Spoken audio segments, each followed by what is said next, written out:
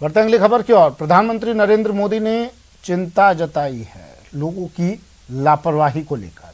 कहा प्रधानमंत्री ने कि लापरवाही के लिए कोई जगह नहीं है। बिना मास्क या सोशल डिस्टेंसिंग के घूम रहे लोग, पर्यटन स्थलों से आने वाली भीड़ पर प्रधानमंत्री नरेंद्र मोदी ने चिंता जताई।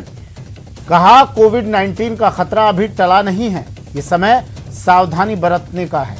हर संभव सावधानी बरतने का उन्होंने लोगों से अनुरोध किया। कहा कि तीसरी लहर को हम न्योता ना दें।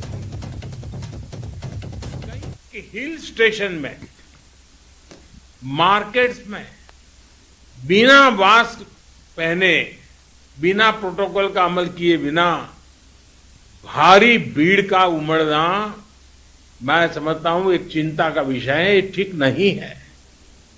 कई बार हम ये तर्क सुनते हैं और कुछ लोग तो बड़ा सीना तान करके बोलते हैं, अरे भाई तीसरी लहर आने से पहले हम एंजॉय करना चाहते हैं।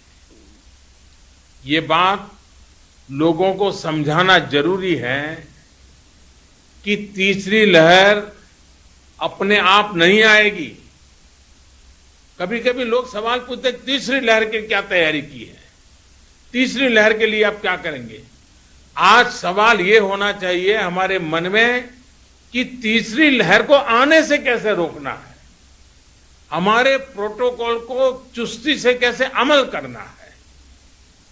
अगर और ये कोरोना ऐसी चीज है वो अपने आप नहीं आती है, कोई जाकर के ले आए तो आती है।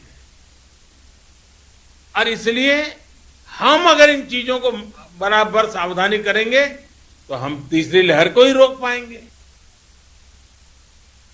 और एक प्रकार से पूरा देश और विशेष करके हमारे हेल्थ वर्कर्स, हर किसी ने अपनी अपनी जिम्मेवारी निभाने के लिए गत 1.5 साल से लगातार परिश्रम किया है।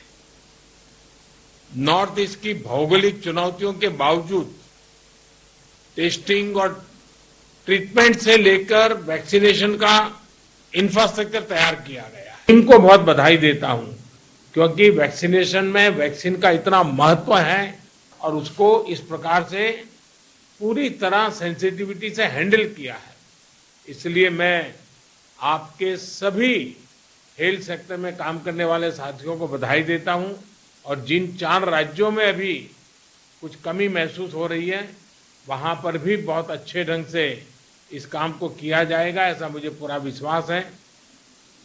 साथियों, वर्तमान परिस्थिति से हम सब भली भांति परिचित हैं।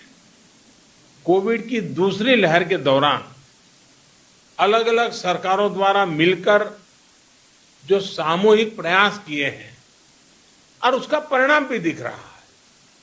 लेकिन नॉर्थ ईस्ट के कुछ जिले ऐसे हैं जहां संक्रमण के मामलों में बढ़ोतरी दर्ज की जा रही है।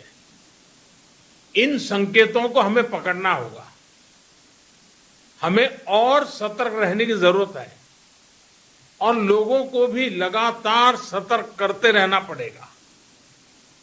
संक्रमण को फैलने से रोकने के लिए हमें माइक्रो लेवल पर और सख्त कदम उठाने होंगे।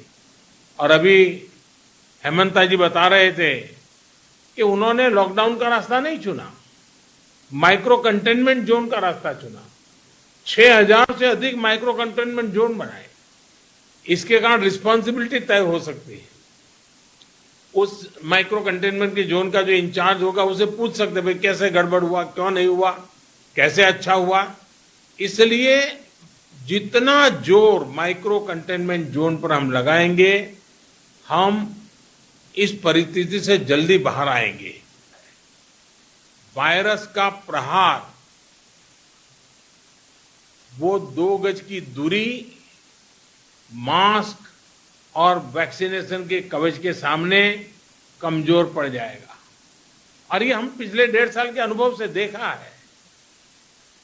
वही टेस्टिंग, ट्रैकिंग और ट्रीटमेंट, इसकी जो हमारी रणनीति है, जो हमारा इंफ्रास्ट्रक्चर है, वो अगर बेहतर होगा तो ज्यादा से ज्यादा जीवन बचाने में हम सफल रहेंगे।